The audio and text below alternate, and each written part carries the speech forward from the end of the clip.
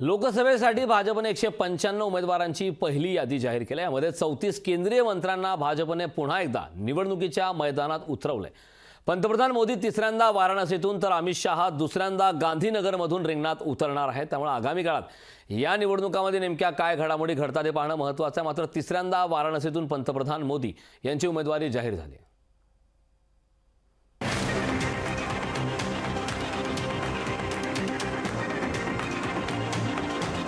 लोकसभेचं बिगुल वाजलंय. निवडणुकांची तारीख जाहीर होण्याआधीच भाजप मैदानात उतरलंय. भाजपकडून लोकसभेच्या उमेदवारांची पहिली यादी जाहीर झालीय. 543 पैकी तब्बल 195 उमेदवार घोषित करण्यात आलेत. 16 राज्य और 2 केंद्र शासित प्रदेश में से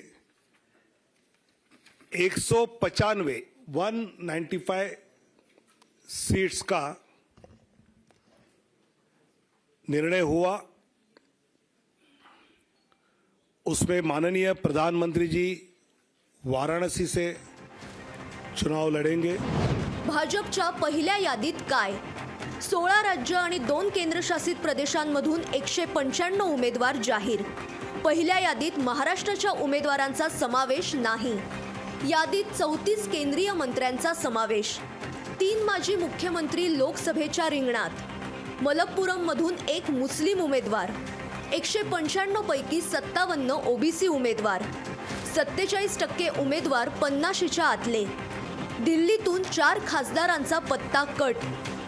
पहिल्या यादीत कोण? वाराणसीतून नरेंद्र मोदी तर गांधीनगरमधून अमित शहा. नवी दिल्लीतून बांसुरी स्वराज तर जौनपूरमधून कृपाशंकर सिंह. मथुरामधून हेमा मालिनी तर अमेठीतून स्मृती इराणी. लखनौमधून राजनाथ सिंह तर गुनामधून ज्योतिरादित्य शिंदे. विदिशामधून शिवराज सिंह चौहान तर पोरबंदरमधून मनसुख मांडविया. दिल्ली वगळता भाजपनं इतर राज्यात धक्कातंत्राचा वापर केलेला दिसत नाही.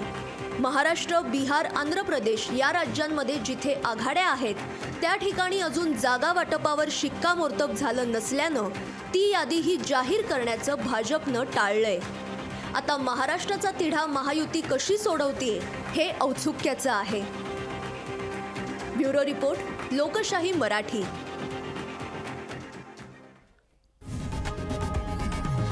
लोकशाही मराठी ऐका, पहा, जागरूक रहा.